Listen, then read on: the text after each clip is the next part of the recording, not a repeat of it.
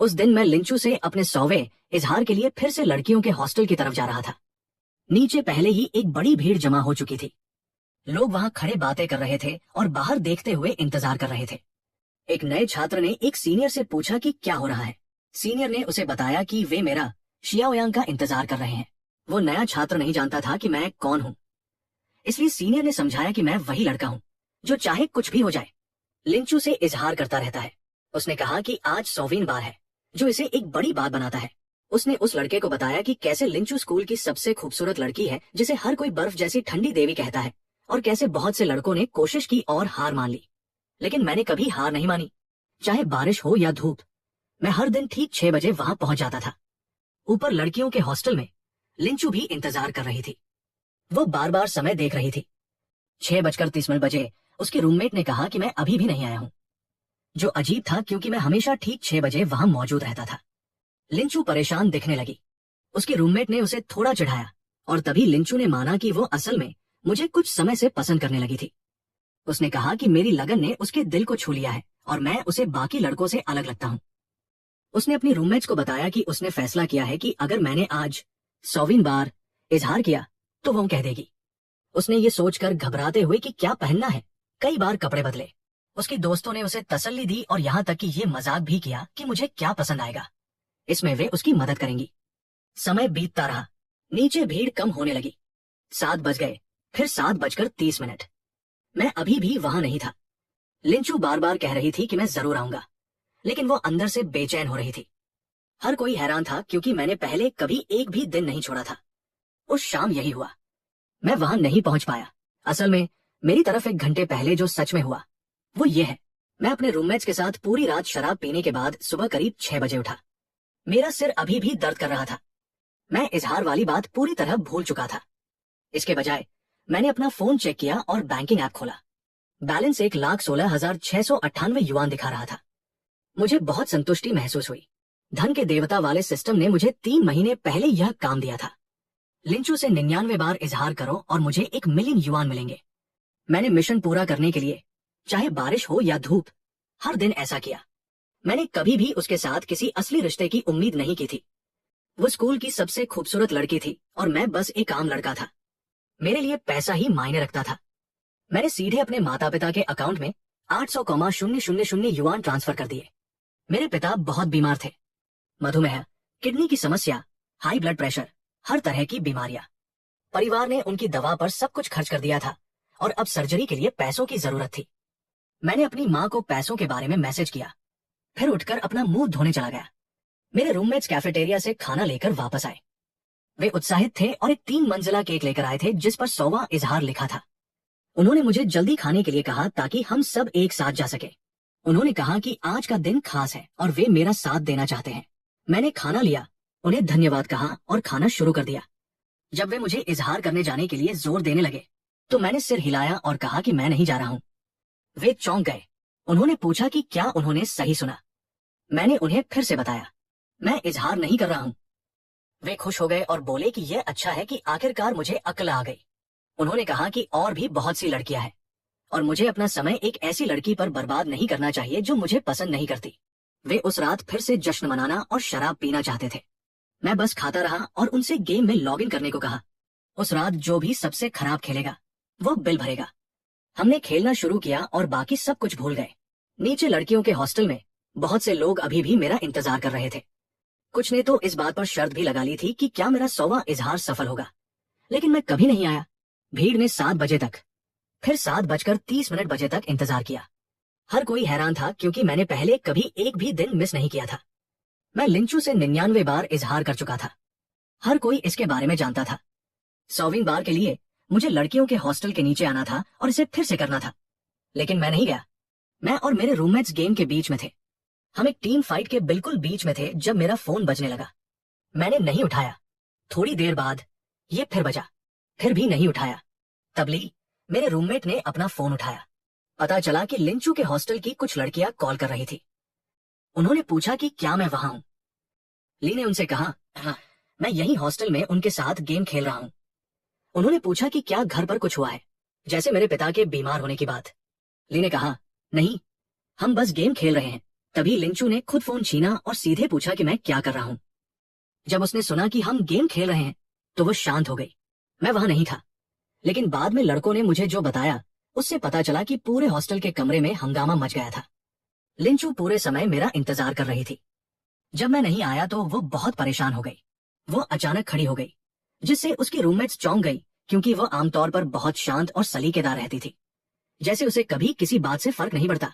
जब उन्हें पता चला कि मैं बस गेम खेल रहा हूँ तो उसकी दोस्तों को उसकी तरफ से बहुत गुस्सा आया।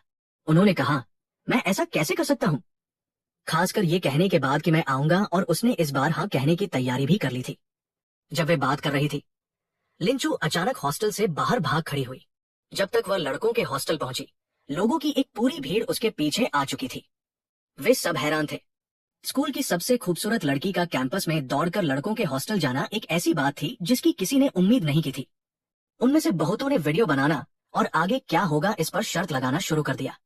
वो गेट पर खड़ी थी, तेज सांसें ले रही थी और उसका चेहरा लाल था। वो शर्मिंदा लेकिन दृढ़ भी दिख रही थी। हम चिल्ला रहे थे और मैच पर हमारा पूरा ध्यान था। जब हम आखिरकार जीत गए तो हर कोई उत्साहित था।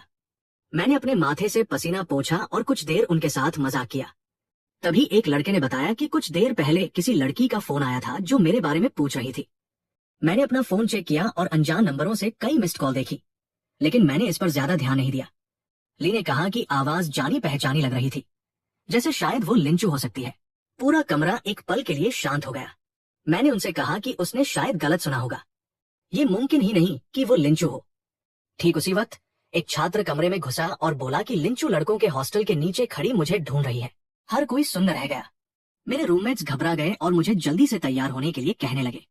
उन्होंने मुझ पर परफ्यूम छिड़कने और मेरे बाल संवारने की कोशिश भी की। मैंने उन्हें रोका और कहा कि मैं ऐसे ही नीचे जाऊंगा। सच तो ये था कि मैं थोड़ा घबरा गया था। मैंने उससे 99 बार सिर्फ सिस्टम के टास्क की वजह से इजहार किया था। मुझे अपने पिता की सर्जरी के पैसे चुकाने के लिए इनाम की जरूरत थी। मेरे मन में सच में उसके लिए कोई भावनाएं नहीं थी। वो सुंदर थी, ये सच है, लेकिन बस बात इतनी ही थी। मैंने कभी उम्मीद नहीं की थी कि इससे कुछ असली रिश्ता बनेगा। मैं गांव का रहने वाला हूँ, इतना अच्छा नहीं दिखता, और वह स्कूल की सबसे खूबसूरत लड़की है, इस बात का कोई तुक नहीं बनता था। लेकिन अब वह यहाँ थी। मैं नीचे गया। एक बड़ी भीड़ जमा हो गई थी। लिंचू वहां खड़ी इंतजार कर रही थी। जब उसने मुझे देखा तो वो शर्मा गई और धीरे से बोली कि आखिरकार मैं नीचे आ ही गया। तभी सिस्टम ने मेरे दिमाग में एक नया टास्क दिया।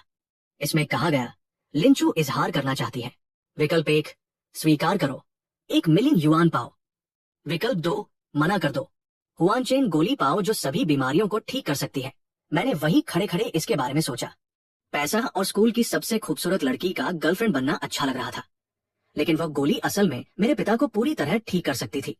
सिर्फ पैसे से उनकी बीमारी का इलाज नहीं कर सकती थी। इसी बात ने मेरे लिए फैसला कर दिया।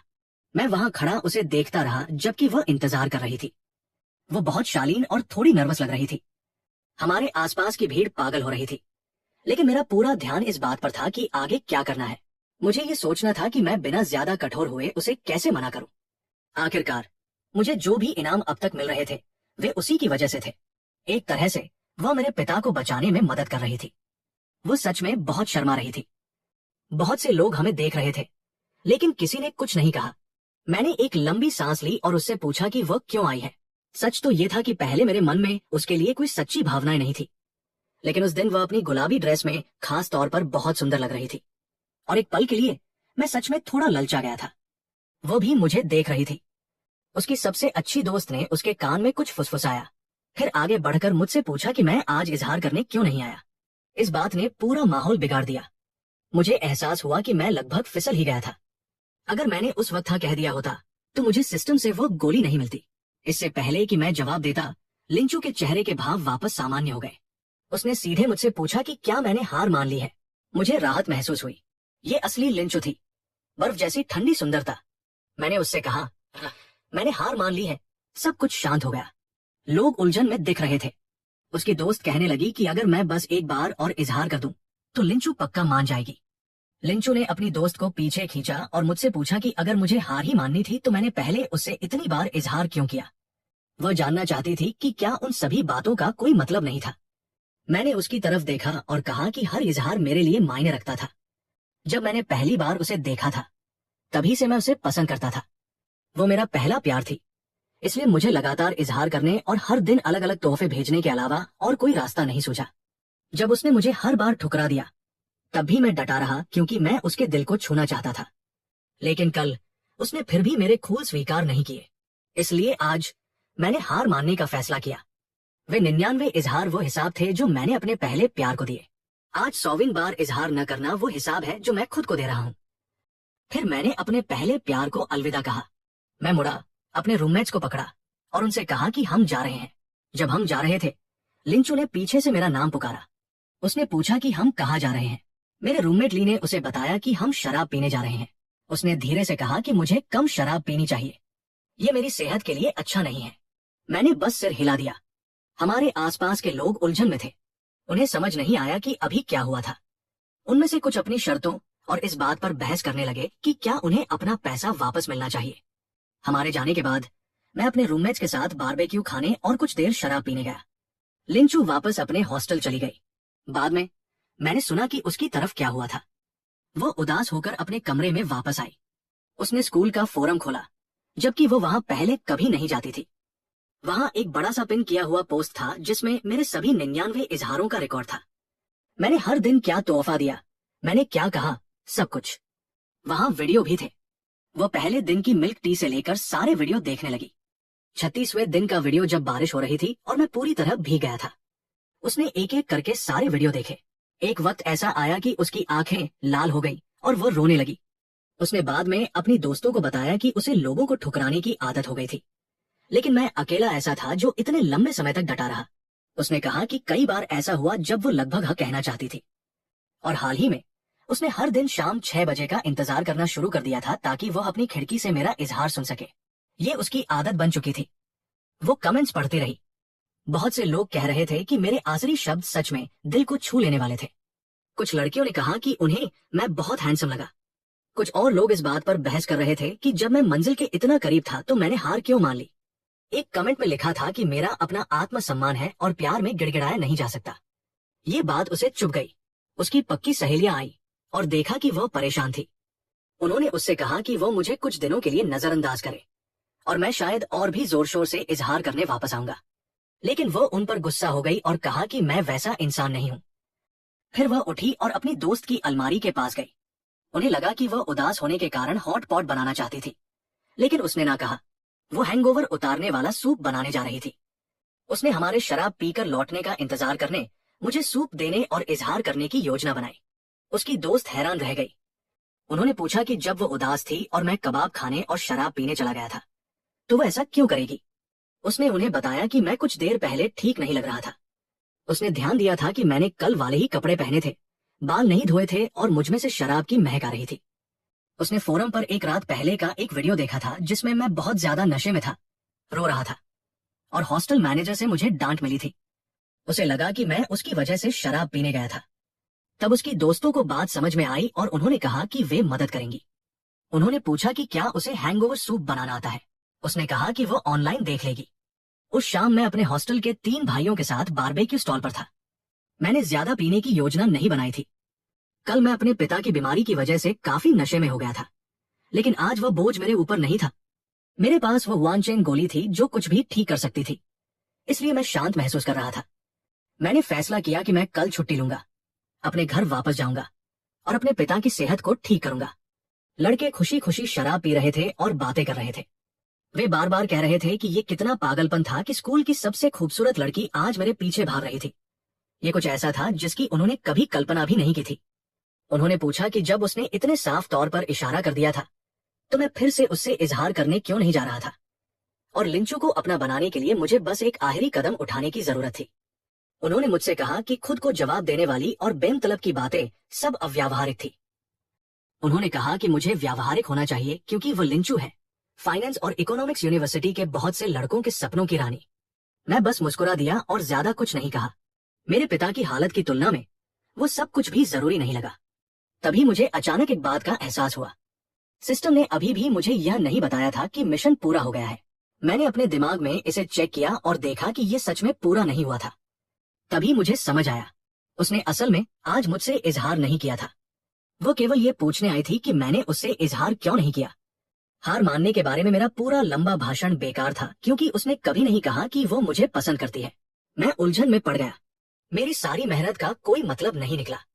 अब मैं सोच रहा था कि क्या वो बाद में इजहार करेगी। अगर उसने ऐसा नहीं किया तो मेरे पिता की बीमारी का क्या होगा। मैं सीधे तौर पर उसे इजहार करने का इशारा नहीं कर सकता था और फिर उसे बुरी तरह से ठुकरा नहीं सकता था। वो बहुत क्रूर होगा। मैंने कुछ और कबाब खाने और वापस हॉस्टल जाने का फैसला किया। मैं बाद में इसके बारे में सोच लूंगा। जब हम हॉस्टल के पास पहुंचे तो वहां लड़कों की भारी भीड़ इंतजार कर रही थी। उनमें से बहुत से लोग ऊपरी मंजिलों की खिड़कियों से बाहर देख रहे थे। मेरा रूममेट ली, जो काफी नशे में था, अचानक होश में आ गया। हम दोनों को लगा कि शायद लिंचू के दीवाने वहां हंगामा करने आए थे, क्योंकि वो खुद हॉस्टल आई थी। ली ने मुझसे भागने को कहा और बोला कि वो मेरे लिए उन्हें रोक कर रखेगा। तो मैं मुड़ा और सीधे भाग गया। ली भीड़ की तरफ गया और उनसे कहा कि अगर वे मुझे पकड़ना चाहते हैं तो उन्हें पहले उससे होकर गुजरना होगा। लिंचू वहां एक थर्मस लिए इंतजार कर रही थी। उसने मेरे लिए सूप बनाया था और नर्वस दिख रही थी।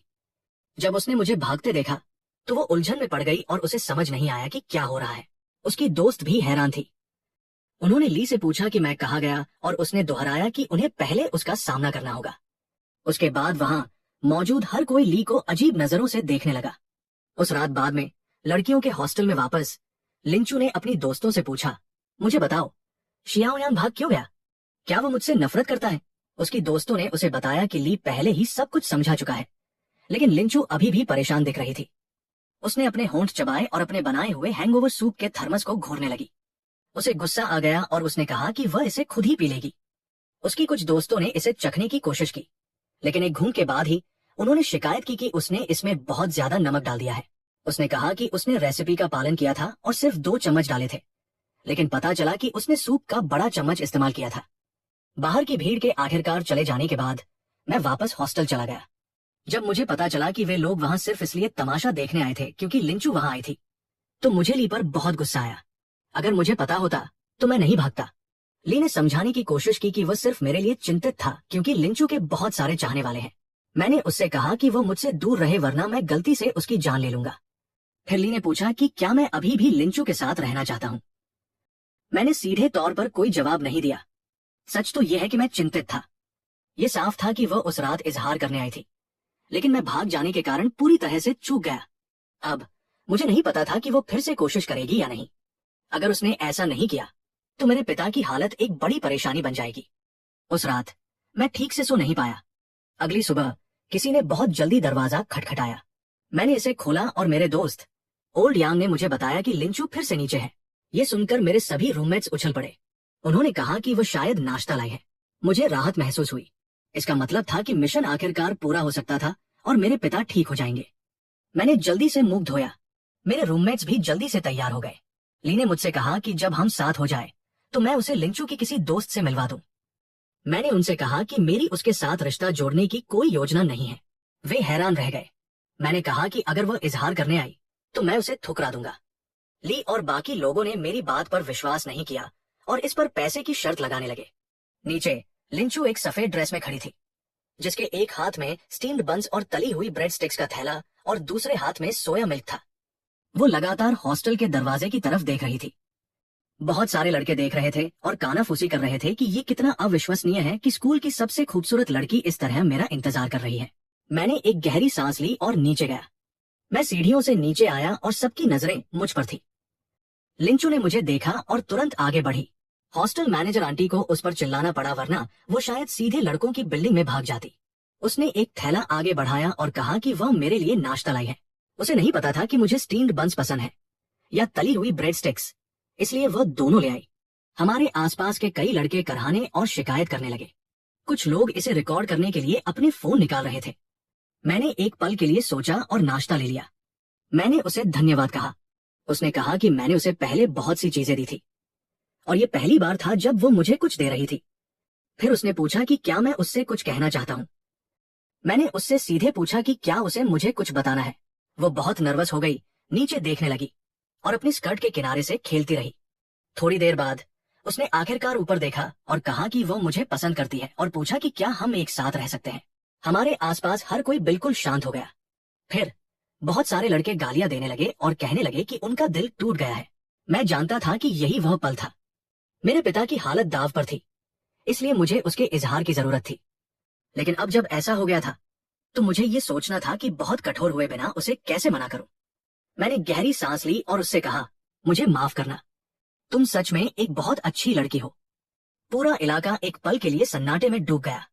फिर हर कोई बार बार हे भगवान कहने लगा। लिंचू बस सुन्न होकर वहां खड़ी रह गई।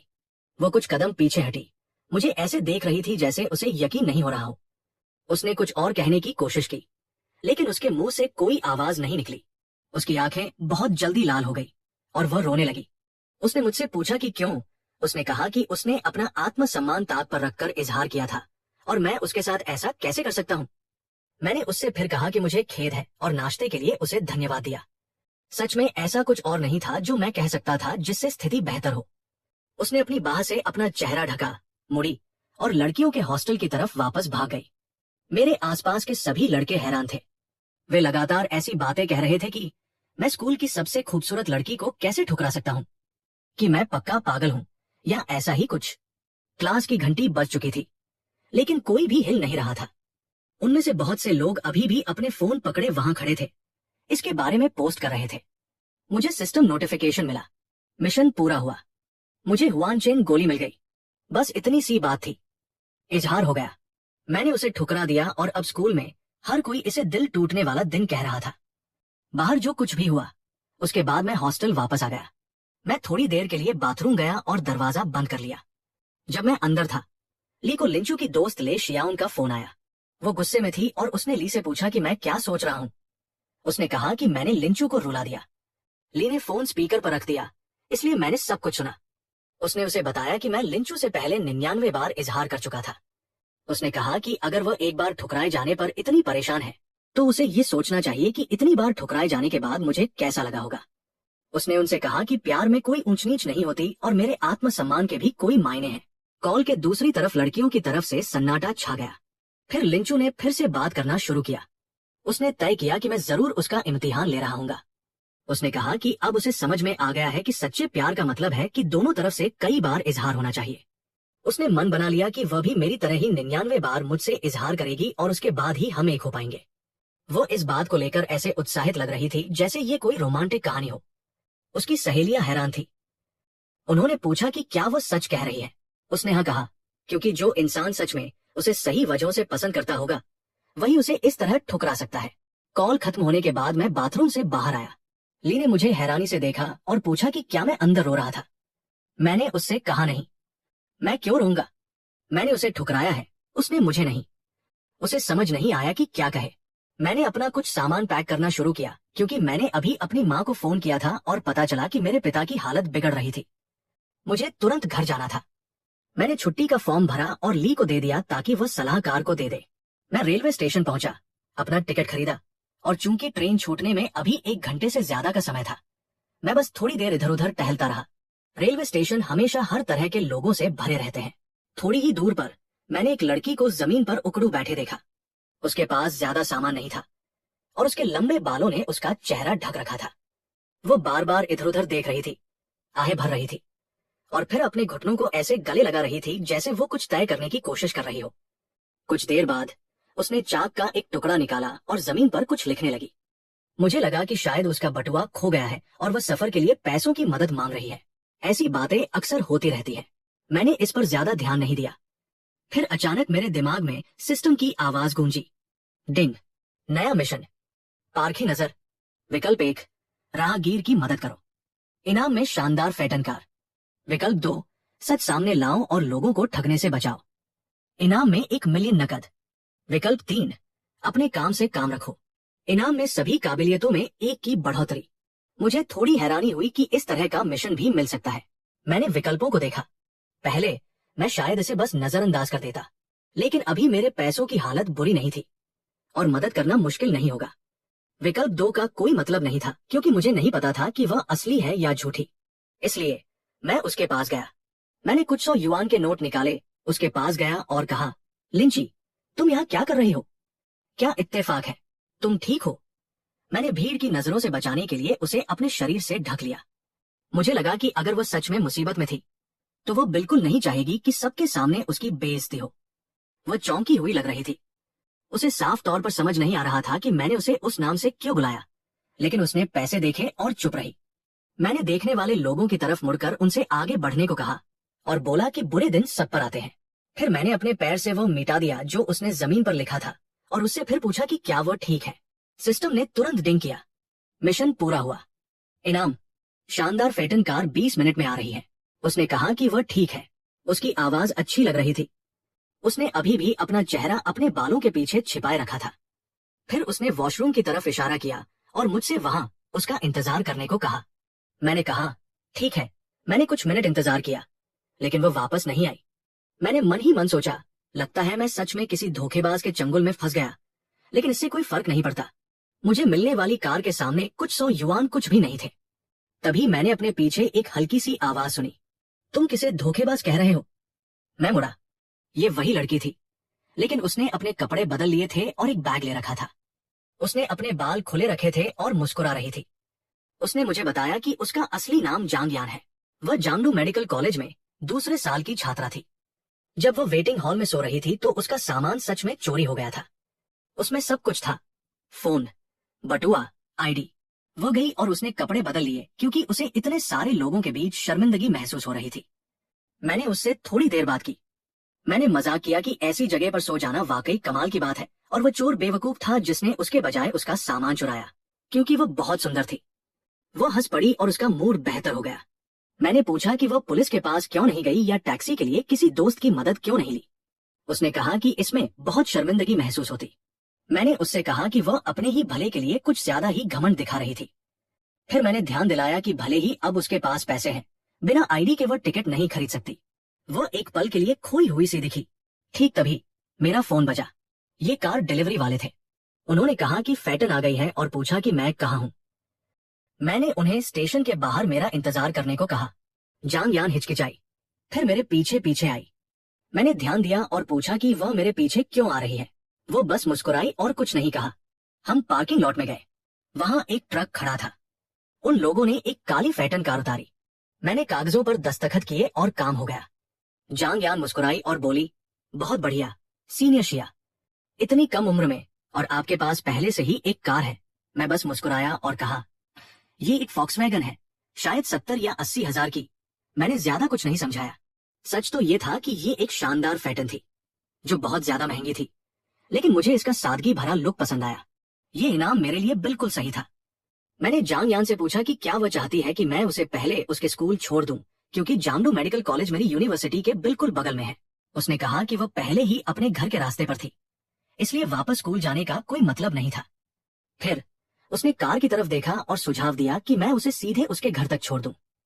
उसने ये भी मजाक किया कि एक आलीशान कार में सवारी करना कितना आरामदायक होगा, और अपनी स्कर्ट को थोड़ा ऊपर खींचते हुए मुझे आंख मारी। मैंने अपनी आंखें घुमाई और उसे ना कह दिया। मुझे अपने पिता को दवा देने के लिए जल्दी घर पहुंचना था। हर एक मिनट कीमती था। जब मैंने ये कहा तो उसने मुंह बना लिया। वो बार बार पूछती रही कि मैं कहाँ जा रहा हूँ। मैंने उसे बताया कि मैं जेएम सिटी अपने घर जा रहा हूँ। वो उत्साहित हो गई और बोली कि उसका घर भी जेएम सिटी में ही है। इससे पहले कि मैं कुछ और कह पाता, उसने दरवाजा खोला और कार में बैठ गई। मैंने उससे कहा कि मैं सीधे घर जा रहा हूँ और वो वहां से आगे की अपनी योजना खुद बना सकती है। उसने कहा कि उसे कोई जल्दी नहीं है। जब हमने चलना शुरू किया तो उसने ध्यान दिया कि कार के अंदर का हिस्सा कितना अच्छा था और पूछा कि क्या फॉक्सवैगन अब इतनी आलीशान आने लगी है। मैं बस मुस्कुराया और कहा कि ये सब दिखावा है। उसने सीट पर दस्तावेजों का एक बैग देखा और उसे चुपके से खोल लिया।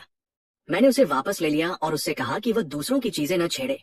फिर उसे अपनी सीट बेल्ट बांधने की याद दिलाई। उसके बाद वो काफी जल्दी सो गई। मैंने अपना पूरा ध्यान ड्राइविंग पर लगाया। मेरे पास कॉलेज के पहले साल से ही लाइसेंस था और मैं संभल कर चलाता था। कार बहुत अच्छी चल रही थी। 2 घंटे से ज्यादा समय के बाद हम जेएम सिटी पहुंच गए। मैंने उसे ये पूछने के लिए जगाने की कोशिश की कि उसका घर कहाँ है, लेकिन उसने बस बड़बड़ाते हुए मुझे उसे और सोने देने के लिए कहा। मैंने और समय बर्बाद न करने का फैसला किया और सीधे पुराने रिहायशी इलाके में अपने घर की तरफ गाड़ी बढ़ा दी। गेट पर मौजूद सिक्योरिटी वाले अंकल ने मुझे नमस्ते किया और कार के बारे में पूछा। मैंने कहा कि मैंने इसे अभी अभी खरीदा है। उन्होंने यह भी पूछा कि क्या जांग यान मेरी गर्लफ्रेंड है। मैंने उनसे कहा कि वो बस एक दोस्त है जिसे मैंने लिफ्ट दी है। जब हम वहां रुके तो मेरी माँ नीचे इंतजार कर रही थी। वो थकी हुई लग रही थी और उनके चेहरे पर बहुत सारी झुर्रियां थी। भले ही वह अभी सिर्फ 50 साल की है, उनकी आंखें लाल थीं जैसे वह रो रही हो। मैं बाहर निकला और उन्हें बताया कि मैंने कार खरीदी है। उन्हें पहले तो यकीन नहीं हुआ और उन्होंने पूछा कि क्या मैंने कुछ गैर कानूनी किया है। मैंने समझाया कि मैंने एक दोस्त के साथ बिजनेस करके पैसे कमाए हैं और कल मैंने उन्हें जो 800,000 भेजे थे वे भी उसी से आए थे। मैंने उनसे कहा कि हमारा परिवार अब अच्छे दिन देख रहा है। उन्हें तसल्ली हुई और उन्होंने मेरे गाल को छुआ। फिर उन्होंने जांग यान को आगे वाली सीट पर सोते हुए देखा और धीरे से पूछा कि क्या वो मेरी गर्लफ्रेंड है। मैंने कहा नहीं, बस इसी शहर की एक दोस्त है। मेरी माँ थोड़ी निराश सी लगी। मैंने अपने पिता के बारे में पूछा। उनके चेहरे के भाव बदल गए और उन्होंने कहा कि वे अंदर लेटे हैं। उन्होंने मुझे बताया कि उनकी जिंदगी कितनी मुश्किल रही है। इतने सालों तक काम करते रहे और अब इतनी सारी बीमारियों से जूझ रहे हैं। उनकी आंखें फिर से लाल हो गई। मैंने उनसे कहा कि वे चिंता न करें, मेरे पास एक उपाय है। मैंने समझाया कि मुझे एक दोस्त से एक गुप्त नुस्खा मिला है जो हर तरह की बीमारियों को ठीक कर सकता है। मैंने उन्हें आखिरी स्टेज के कैंसर वाले उस बूढ़े आदमी का उदाहरण दिया जो दवा लेने के बाद पूरी तरह ठीक हो गया था। यहाँ तक कि उसका मधुमेह और गठिया भी गायब हो गया था। वो हैरान थीं, लेकिन फिर भी उन्हें शक था।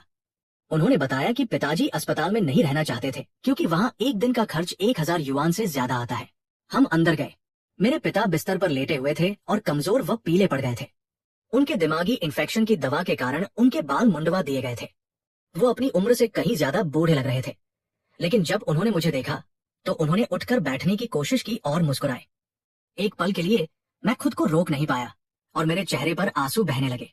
मेरे पिता ने उस हल्के बैंगनी रंग की गोली को देखा और त्योरियां चढ़ाई। शियाओयांग, तुम अब इतने बड़े हो गए हो। तुम सच में इन झोलाछाप डॉक्टरों की धोखाधड़ी पर विश्वास नहीं कर सकते, है ना? मैंने उनसे कहा, पिताजी, बस एक बार मुझ पर भरोसा कर लीजिए। मैंने इस पर बहुत पैसा खर्च किया है। बस इसे आजमा कर देखिए। वो और मेरी माँ दोनों बूढ़े हो रहे थे, लेकिन उनका दिमाग अभी भी तेज था। उन्हें विश्वास नहीं था कि ऐसी कोई जादुई दवा है जो सब कुछ ठीक कर सकती है। फिर भी क्योंकि मैं बार बार कह रहा था कि ये कितनी कमाल की दवा है, मेरे पिता एक पल के लिए हिचकिचाए और फिर गोली निगल ली। उन्हें लगा कि ये उनके बेटे की तरफ से प्यार और सम्मान दिखाने का एक तरीका है। इसके अलावा उनकी मौजूदा बीमारी के साथ कोई और असली विकल्प भी नहीं बचा था। खैर, मेरी माँ अभी भी चिंतित दिख रही थी, इसलिए मैं आगे बढ़ा और उन्हें गले लगा लिया। मैंने कहा, चिंता मत करो माँ, सब ठीक हो जाएगा। थोड़ी देर बाद मेरे पिता के माथे पर ठंडा पसीना दिखाई दिया और उनका चेहरा थोड़ा अजीब लग रहा था। मैंने उनसे पूछा, पिताजी, आप कैसा महसूस कर रहे हैं? उन्होंने कहा कि वो बहुत ज्यादा आराम महसूस कर रहे थे। उनके सीने में अब जकड़न नहीं थी और उनके सिर का दर्द भी बंद हो गया था। मेरी माँ जल्दी से पसीना पोंछने के लिए एक तौलिया लेकर गई। वो सच में बहुत खुश दिख रही थी। मुझे पता था कि दवा असर कर रही है, इसलिए मुझे राहत महसूस हुई। अगर मेरे पिता की बीमारी सच में ठीक हो जाती तो मैं लिंचू का बहुत बड़ा एहसानमंद होता। ठीक तभी मैंने बाहर से लूशिन की आवाज सुनी जो मेरे माता पिता को बुला रहा था। लूशिन मेरे बचपन का दोस्त है और हाई स्कूल में मेरे साथ पढ़ता था। पढ़ाई पूरी करने के बाद उसने यही पास में ही काम करना शुरू कर दिया था। वो अक्सर मेरे परिवार की मदद करने और मेरे पिता की देखभाल करने के लिए आता रहता था। हम काफी करीब हैं। मेरी माँ ने मुझे उससे मिलने जाने के लिए कहा क्योंकि उसने पिछले 2 सालों में हमारी बहुत मदद की थी। मैं बाहर गया। लूशिन मेरी कार के चारों ओर घूम रहा था। उसने कहा, ये कार किसकी है? ये रास्ता रोक रही है। फिर उसकी नजर जांग यान पर पड़ी और वो बुदबुदाया, कितनी खूबसूरत लड़की है। मैंने उसके कंधे पर थपकी दी। वो पीछे मुड़ा और बोला, ओल्ड शियाओ, तुम वापस आ गए। मैंने उसे हल्के से मुक्का मारा। उसने पूछा कि क्या ये मेरी कार है? मैंने कहा, मैंने इसे कुछ घंटे पहले ही खरीदा है। वो हैरान था और पूछा कि मैं इसे कैसे खरीद सकता हूँ, क्योंकि वो मेरे परिवार की स्थिति को अच्छी तरह जानता था। मैंने उसे बताया कि मैंने थोड़े पैसे कमाए हैं। उसने कहा कि वह बस ये देखने के लिए गुजर रहा था कि क्या मेरे पिता को मदद की जरूरत है। मैंने उसे धन्यवाद कहा। तभी कार में जांग यान जा गई। वो बाहर निकली और मैंने उससे कहा कि मैं उसे घर छोड़ दूंगा। उसने कहा कि उसे कोई जल्दी नहीं है और वो अंदर जाकर मेरे माता पिता को नमस्ते कहना चाहती थी। मैंने उसे रोका क्योंकि मैं सब कुछ समझाने में अपना आधा दिन बर्बाद नहीं करना चाहता था। लूशिन ने मेरे पिता के स्वास्थ्य के बारे में पूछा। मैंने उसे बताया कि सब ठीक है और वे कुछ ही दिनों में पूरी तरह ठीक हो जाएंगे। वो हैरान था और कुछ कहने ही वाला था कि ऐसा कैसे मुमकिन नहीं है, लेकिन मैंने उसकी बात काट दी और ज्यादा कुछ नहीं बताया। रात के खाने का समय हो गया था, इसलिए मैंने उससे कहा कि वो इंतजार करे जबकि मैं अंदर जाकर अपने माता पिता से बात कर लूं। मैंने कहा कि मैं उन्हें एक अच्छी दावत दूंगा क्योंकि हम काफी समय से एक दूसरे से नहीं मिले थे। अंदर मेरी माँ ने उत्साह से मेरा हाथ पकड़ लिया और वो खुशी के मारे मुश्किल से ही बोल पा रही थी। मेरे पिता का चेहरा बहुत बेहतर दिख रहा था, पहले जितना थकाहारा नहीं था। उन्होंने कहा कि उन्हें अब भूख लगी है और वो खाना बनाने जा रही हैं। वो बहुत कोशिश कर रही थी कि उनकी आंखों से आंसू न छलके। मैंने बस अपने पिता की ओर देखकर सिर हिलाया और उनसे पहले आराम करने को कहा। फिर मैंने कहा कि मैं लूशिन के साथ बाहर खाने जा रहा हूँ और मेरी माँ को मेरे लिए खाना नहीं बनाना चाहिए। वह सहमत हो गई और बोली कि मुझे लूशिन को अच्छे से धन्यवाद देना चाहिए। बाहर लूशिन और जांग यान पहले से ही बातें कर रहे थे। जांग यान लिंचू से ज्यादा मिलनसार है। लूशिन ने मुझे ये कहते हुए चिढ़ाया कि वे मेरे बारे में ही बात कर रहे थे और मेरी गर्लफ्रेंड उससे जानकारी निकालने की कोशिश कर रही थी। मैंने उससे कहा कि वह मेरी गर्लफ्रेंड नहीं है, हम आज ही मिले हैं। उसने चटमंगनिप्ट ब्याह वाले मजाक किए। जांग यान ने इस बात से इनकार नहीं किया। वो बस पैसेंजर सीट पर बैठ गई। लूशिन भी अंदर बैठ गया और अंदर की सजावट देखने लगा। वो बहुत प्रभावित हुआ और उसने कहा कि ये एक टॉप स्पेसिफिकेशन वाली फैटन कार है जिसकी कीमत कम से कम 2 मिलियन होगी। जांग यान हैरान रह गई और उसने मेरे परिवार की स्थिति के बारे में पूछा क्योंकि उसने सुना था कि हम संघर्ष कर रहे थे। मैंने ज्यादा कुछ नहीं कहा। मैंने लूशिन से पूछा कि उसने कार को कैसे पहचाना। उसने बताया कि वह अब एक कार डीलरशिप में काम करता है। उसने सीधे पूछा कि क्या मैंने इसे सिर्फ दिखावा करने के लिए किराए पर लिया है। मैंने उससे कहा कि मैंने इसे खरीदा है। फिर मैंने जांग यान से पूछा कि उसका घर कहाँ है ताकि मैं उसे छोड़ सकूं, लेकिन उसने फिर से मना कर दिया। लूशिन ने मजाक में कहा कि वह मेरे साथ ही चिपके रहने की योजना बना रही थी। वह हंसी और बोली कि उसके जैसी खूबसूरत लड़की का मेरे साथ चिपके रहना मेरी खुशकिस्मती होगी। मैंने उसे बाहर निकलने को कहा, मैं उसे कहीं छोड़ दूंगा। वो घबरा गई और बोली कि अगर मैं उसे अपने साथ चलने दूं तो वो मुझे अपने पैरों को छूने देगी। उसने अपने बूट्स पहने हुए पैरों को उठाने और मेरी गोद में रखने की भी कोशिश की। मैंने उससे कहा कि मैं गाड़ी चला रहा हूं और वो गड़बड़ न करे। मैंने कहा कि अगर उसे नींद आ रही है तो उसे आराम करना चाहिए और जब हम पहुंच जाएंगे तो मैं उसे जगा दूंगा। वो धीरे से हंसी और अपनी आंखें बंद कर ली। फिर लूशिन ने बताया कि आज रात हमारी क्लास का रियूनियन है। ली कोंग ने इसका आयोजन किया है। ऊपर से देखने पर तो ये एक क्लास रियूनियन है, लेकिन असल में वो फिर से चिंग शुआंतों को पाने की कोशिश कर रहा है। मुझे याद आया कि मैंने ग्रुप चैट में इसे देखा था। मैंने कहा कि मैं जरूर जाना चाहता हूँ। लूशिन ने कहा कि ली कोंग 4-5 साल से उसके पीछे पड़ा है, कई बार इजहार कर चुका है और हमेशा उसे ठुकरा दिया जाता है। हमने तुरंत फैसला किया कि हम जा रहे हैं। हम दोनों को इस तरह का तमाशा देखना पसंद है। जांग यान ने अचानक पूछा, क्लास रियूनियन, क्या मैं भी चल सकती हूँ? मैंने उससे कहा, अरे ये हमारे हाई स्कूल का रियूनियन है, तुम्हारा इससे क्या लेना देना? उसने कहा कि उपन्यासों में मेरे जैसे लड़कों का आमतौर पर रियूनियन में मजाक उड़ाया जाता है। अगर मैं उसे साथ ले जाऊं और ये दिखावा करूं कि वह मेरी गर्लफ्रेंड है तो ये दिखावा करने और कुछ लोगों के मुंह बंद करने का एक अच्छा मौका होगा। वो इसे लेकर बहुत उत्साहित लग रही थी। मैं और लूशिन दोनों अवाक रह गए। वो खिलखिलाकर हंसी और जिद करती रही, मुझे अपने साथ ले चलो, ज्यादा से ज्यादा मैं तुम्हें फिर से अपने पैर छूने दूंगी। तुम्हें ऐसे लंबे, गोरे और कोमल पैर कहीं नहीं मिलेंगे। मैंने आ भरी और कहा कि मुझे नहीं पता कि उसमें इतना आत्मविश्वास कहाँ से आता है। उसने मुझे दिखाने के लिए अपनी ड्रेस घुटनों तक ऊपर खींच ली। मेरे सिर में दर्द होने लगा और आखिरकार मैंने हार मान ली। ठीक है, बस करो, मैं तुम्हें ले चलूंगा। लूशिन ने मुझे पिछली सीट से चुपचाप थम्स अप दिया। मैंने उसे चेतावनी दी कि वह मेरे लिए कोई मुसीबत खड़ी न करे। उसने कहा कि वह अच्छे से बर्ताव करेगी। हम एक छोटी सी गली में पहुंचे। लूशिन ने कहा कि उसे यहाँ आए हुए बहुत समय हो गया है। हमने जांग यांग के साथ मजाक किया, ये कहते हुए कि हम लड़कियों को बेवकूफ बनाकर यहाँ लाते थे और अंदर एक जगह है जहाँ जवान औरतों की तस्करी की जाती है। उसने भी हमारे मजाक में साथ दिया और कहा कि उसने विंग चुन सीखा है और वह आसानी से 3 या 5 लड़कों को संभाल सकती है। हम इस पर हंसे। कुछ देर मजाक करने के बाद हम एक बारबेक्यू रेस्टोरेंट में गए। मैंने उन्हें बताया कि यहाँ का बारबेक्यू बहुत बढ़िया है और ऐसा आपको जेम सिटी में कहीं और नहीं मिलेगा। जैसे ही हमने अंदर कदम रखा, सिस्टम ने मुझे एक नया मिशन दिया। इस दुकान से बारबेक्यू की गुप्त रेसिपी हासिल करो। इसका इनाम 5 मिलियन था। मैं हैरान था क्योंकि पिछले सभी मिशन लड़कियों के बारे में थे, लेकिन मुझे सच में कोई परवाह नहीं थी। जब तक इसके लिए पैसे मिल रहे हैं मैं यह करूंगा। वहां ज्यादा ग्राहक नहीं थे। मालिक, जो 50 के दशक का एक आदमी था, वहां थका हुआ सा बैठा था। उसने मुझे और लूशिन को तुरंत पहचान लिया। हमने थोड़ी देर बात की। उसने बताया कि स्कूल के वहां से हट जाने और सड़क बदलने के बाद से उसका बिजनेस बहुत खराब हो गया है। उसे हर महीने नुकसान हो रहा था।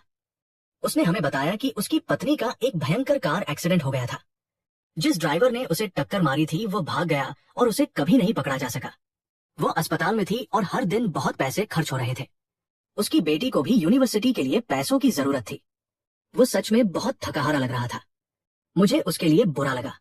इसने मुझे याद दिला दिया कि जब मेरे पिता बीमार पड़े थे तो मेरा परिवार किस दौर से गुजरा था। कुछ देर बात करने के बाद मैंने उससे पूछा, बॉस, नुकसान उठाने के बावजूद क्या आप अभी भी इस जगह को चलाते रहने की योजना बना रहे हैं? उसने सिर हिला कर ना कहा। मैंने कहा, मुझे आपका बारबेक्यू सच में बहुत पसंद है। अगर ये दुकान बंद हो गई तो ये बहुत दुख की बात होगी। आप मुझे ये गुप्त रेसिपी क्यों नहीं बेच देते? लूशिंग उलझन में दिख रहा था और उसने पूछा कि मैं इसे क्यों खरीदना चाहता हूँ। मैंने उसे बताया कि मैंने हाल ही में एक रेस्टोरेंट खोलकर कुछ पैसे कमाए हैं और मुझे ये रेसिपी चाहिए क्योंकि यहाँ का बारबेक्यू बहुत अच्छा था। बॉस हैरान था। उसने इसके बारे में सोचा और कहा कि उसे 400,000 की जरूरत है। फिर उसने इसे कम करके 380,000 कर दिया। मैंने उससे कहा, मैं आपको 500,000 दूंगा। आपके लिए ये सब आसान नहीं रहा है। वो हैरान रह गया कि मैंने खुद कीमत बढ़ा दी थी। मैंने कहा, अगर आप सहमत हैं तो मैं अभी 200,000 ट्रांसफर कर दूंगा। कॉन्ट्रैक्ट और रेसिपी तैयार कर लीजिए। मैं बाकी बचे 300,000 आपको आधे घंटे के अंदर दे दूंगा। वो उत्साहित हो गया और जल्दी से मान गया। उसने किचन की तरफ चिल्लाकर कहा, शुआनतोंग, बाहर आओ और मेहमानों को देखो। किचन से एक लड़की बाहर आई। मैं और लूशिंग दोनों ने एक ही समय पर कहा, हे भगवान, चिंग शुआनतोंग। उसने मुझे और लूशिंग को देखा और कहा, शियाओयांग, लूशिंग, तुम लोग हो। उसके पिता मुस्कुराए और हमें बताया कि वो उनकी बेटी है और चूंकि हम पुराने क्लासमेट थे तो वो जाकर कॉन्ट्रैक्ट प्रिंट कर लाएगा जबकि वो हमारे लिए कुछ खाने को बनाएगी। हमने कहा, ठीक है। उसके जाने के बाद उसने पूछा कि हम क्या चाहते हैं। मैंने मड रोस्टेड चिकन और एक प्लेट रोस्ट चिकन ऑर्डर किया। लूशिंग उसे देखता रहा और किचन में मदद करने की पेशकश की, लेकिन उसने उससे कहा, नहीं, मेहमान अपना खाना खुद नहीं बनाते। वो खाना तैयार करने के लिए पीछे चली गई। जांग यान ने उसे जाते हुए देखा और कहा, इसमें कोई हैरानी नहीं कि हम क्लास रियूनियन में जाना चाहते थे क्योंकि ऐसी लड़की किसी को भी आने पर मजबूर कर देगी। फिर उसने आगे कहा कि उसके खुद के पैर अधिक लंबे और चौड़े हैं और उसने उन्हें मेरे करीब कर लिया। मैंने उससे कहा कि हर कोई उसके जैसा नहीं होता। उसने कहा कि उसे अपने लंबे पैरों पर गर्व है। फिर उसने सीधे पूछा कि मेरे और चिंग शुआनतों के बीच क्या चल रहा है क्योंकि वो मुझे जिस तरह से देख रही थी वो अजीब लग रहा था। मैंने कहा कि हम सिर्फ क्लासमेट थे। वो कुछ और इशारा करने लगी, लेकिन मैंने उसे चुप रहने को कहा। बॉस कॉन्ट्रैक्ट लेकर वापस आ गया। मैंने उसे देखा और वह ठीक था। मैंने उससे कहा कि कॉन्ट्रैक्ट सही लग रहा है और उसके कार्ड का नंबर मांगा ताकि मैं 200,000 की एडवांस रकम भेज सकूं। उसने मुझे नंबर दे दिया और ट्रांसफर पूरा होने के बाद वो बहुत खुश था। उसने कहा कि वो मेरे लिए रेसिपी लिख देगा। ठीक उसी समय मुझे नोटिफिकेशन मिला कि टास्क पूरा हो गया है और मुझे 5 मिलियन मिल गए हैं। जांग यान ने इसे मेरे फोन पर देखा और पूछा कि क्या मैं सच में इतना अमीर हूँ। मैंने उसे पीछे हटने को कहा। वो बहुत करीब आ गई थी। सच तो यह है कि जब वह इस तरह झुकी तो उसकी छाती मेरे चेहरे के बिल्कुल करीब आ गई और मेरा ध्यान भटक गया। मुझे खुद को संभालना पड़ा और अपना ध्यान वापस बिजनेस पर लगाना पड़ा। थोड़ा शांत होने के बाद मैंने बाकी बचे 300,000 बॉस को ट्रांसफर कर दिए। वो बहुत खुश हुआ और किचन में मदद करने चला गया। जांग यान मेरे करीब ही बैठी रही और फोन खरीदने के लिए मुझसे पैसे उधार मांगने लगी। मैंने उससे कहा कि वो बस अपना पता दे दे ताकि मैं उसे घर भेज सकूं। उसने मुझे याद दिलाया कि मैंने वादा किया था कि वह मेरे साथ रियूनियन में जा सकती है। फिर उसने पेशकश की कि अगर मैं उसे पैसे उधार दूं तो वो मुझे अपने पैर छूने देगी और अपनी स्कर्ट उठाने लगी।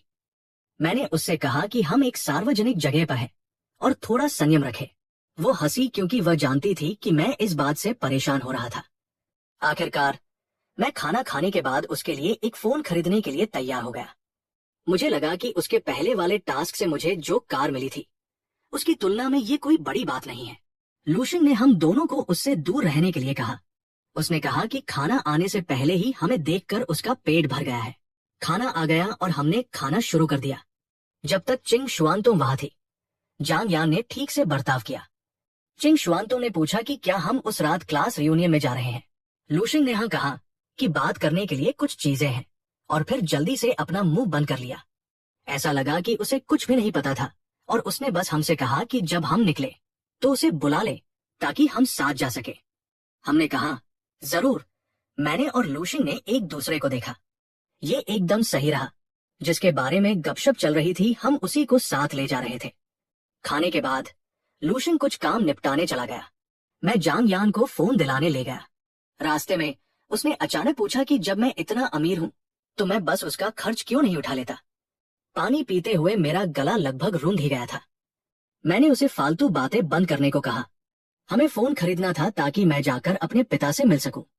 वो उत्साहित हो गई और बोली कि उसे लगा कि मैं उसे अपने माता पिता से मिलवाने ले जा रहा हूं। उसने मुझे बहुत मीठी आवाज में हनी भी कहा। मैंने उससे कहा कि किसी ने ऐसा नहीं कहा है और वह कार से बाहर निकल जाए। उसने मना कर दिया और अपनी जीभ चिढ़ाई। फिर उसने अपने बूट्स उतारे, अपने पैर पैसेंजर सीट पर रखे और अपना सिर सनरूफ से बाहर निकाल लिया। मैंने उसे नीचे आने को कहा क्योंकि हम शहर में थे। उसने कहा कि उसे अच्छा लग रहा है। मैंने उसे याद दिलाया कि ये एक नई कार है।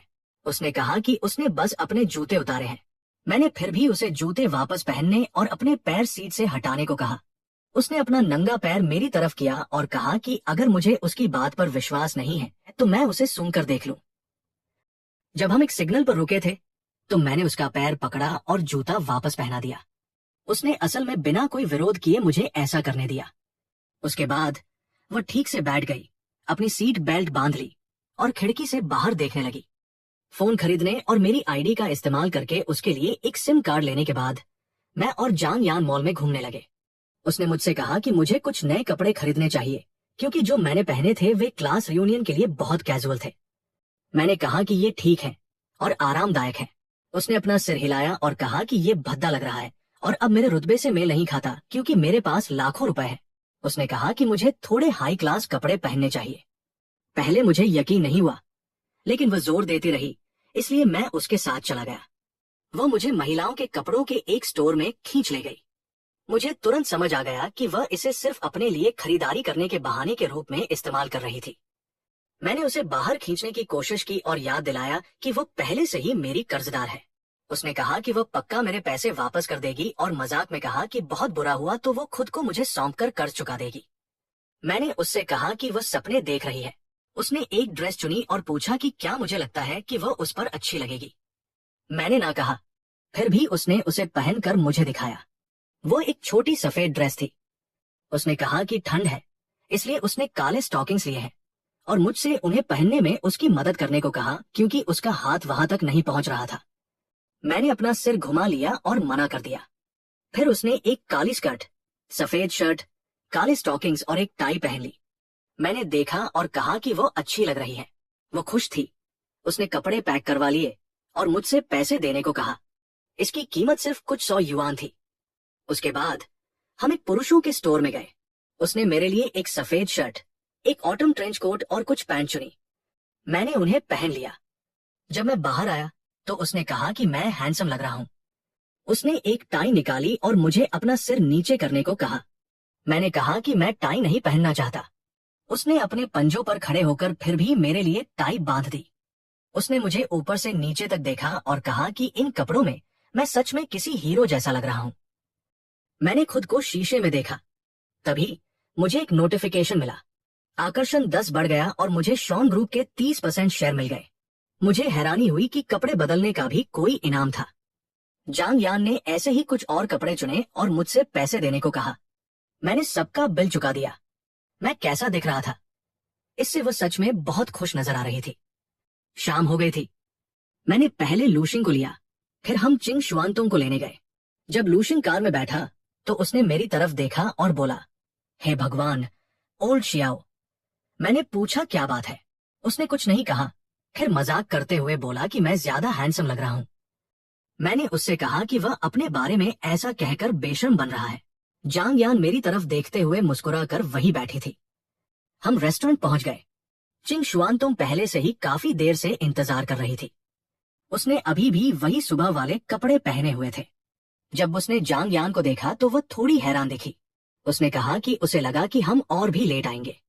मैंने जवाब दिया कि हम स्कूल की सबसे खूबसूरत लड़की को इंतजार करवा कर परेशान नहीं करेंगे। उसने कहा कि असली स्कूल की सुंदरता तो जांग यान है। जांग यान ने जवाब दिया कि सिस्टर चिंग भी खूबसूरत है। जब हम वापस कार में आए तो जांग यान ने आगे वाली पैसेंजर सीट पर बैठने की कोशिश की। मैंने उसे पीछे खींचा और उसे पीछे बैठने को कहा। लूशिंग ने पीछे का दरवाजा खोला और पहले चिंग शुआनतोंग को अंदर बैठने दिया। मुझे बस यही उम्मीद थी कि जांग यान अपनी छोटी मोटी चालाकियां नहीं करती रहेगी।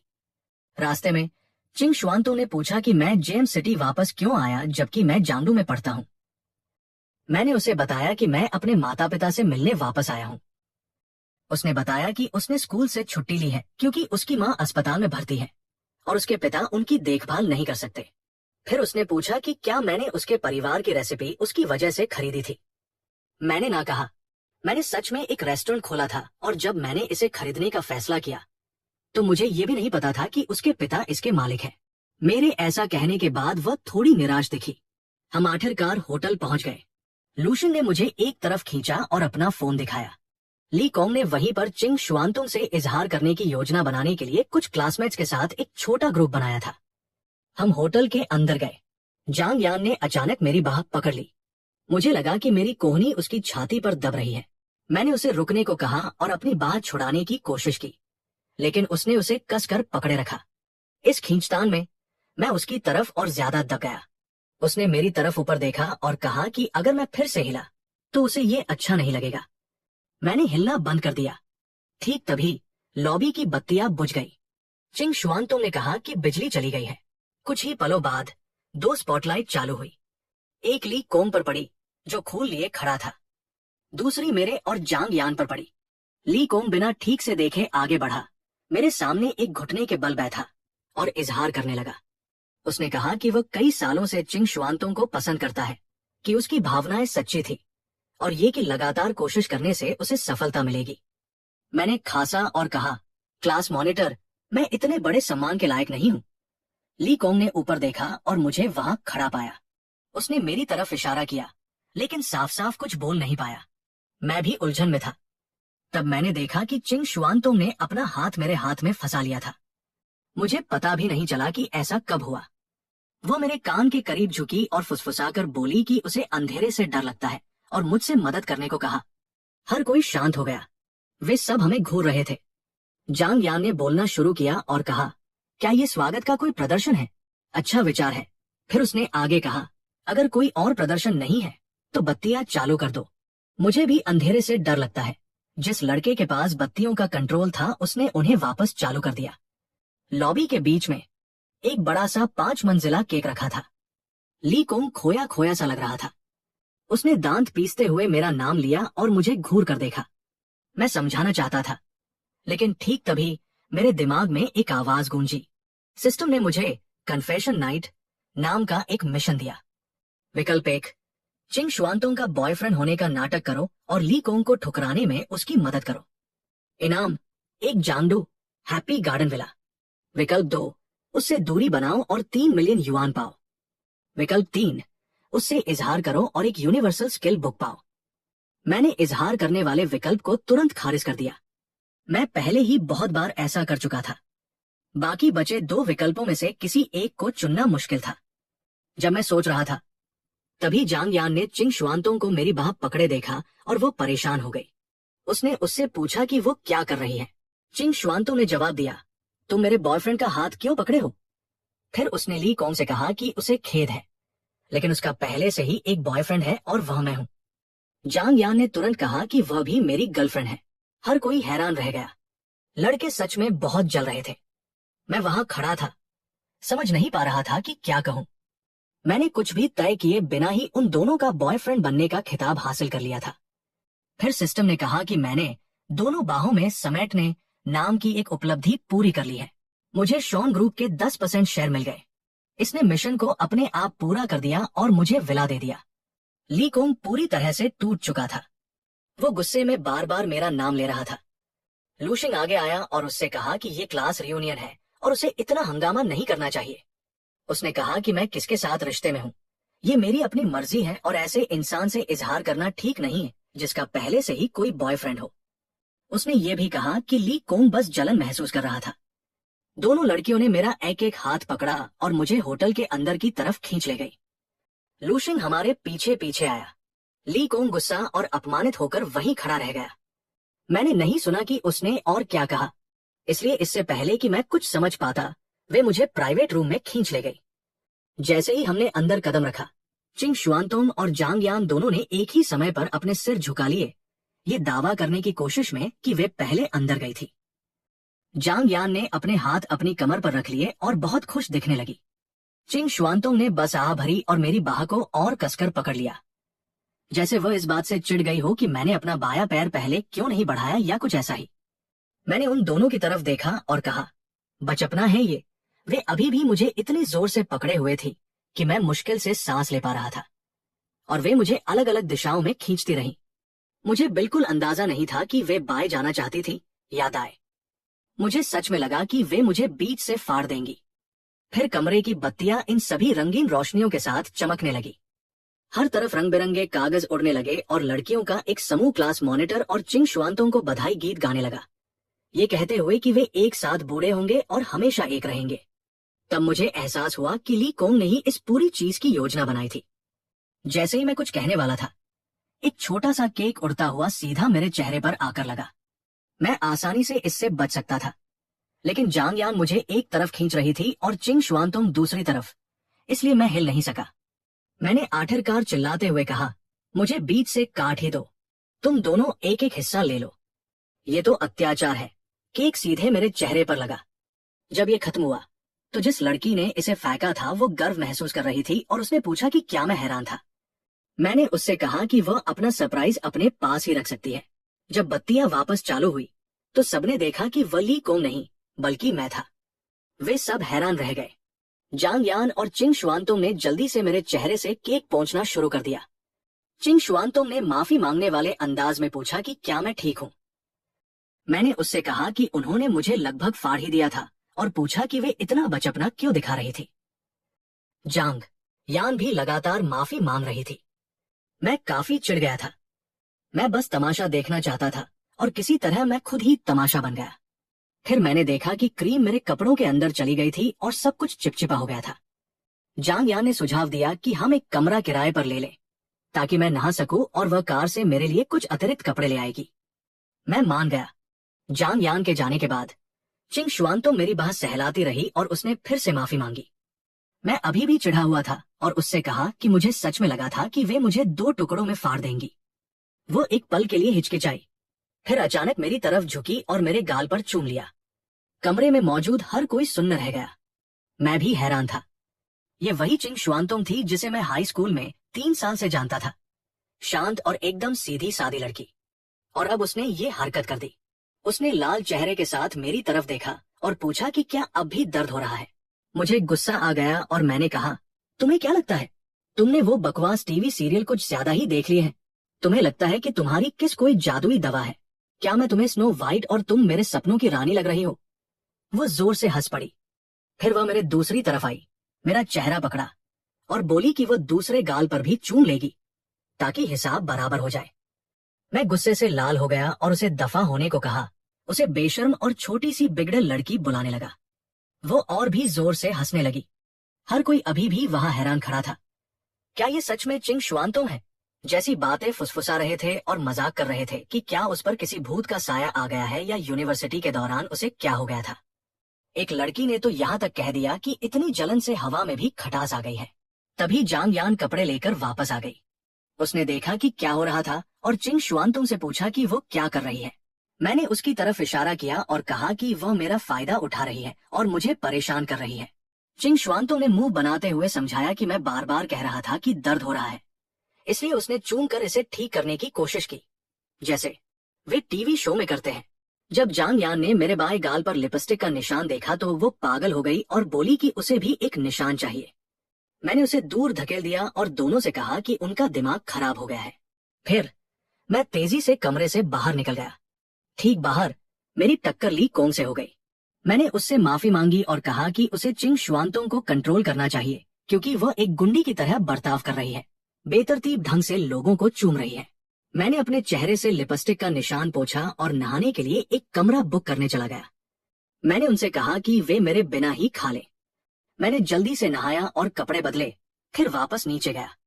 जब मैं कमरे में पहुंचा तो उन्होंने अभी भी खाना शुरू नहीं किया था। वो जगह बहुत गंदी हो गई थी और बर्तनों पर हर तरफ कागज के टुकड़े और केक फैला हुआ था। मैंने सुझाव दिया कि हम दूसरे कमरे में चले जाएं और दोबारा खाना ऑर्डर करें। किसी ने कहा कि कमरा बदलने का मतलब होगा कि बिल फिर से शुरू हो जाएगा।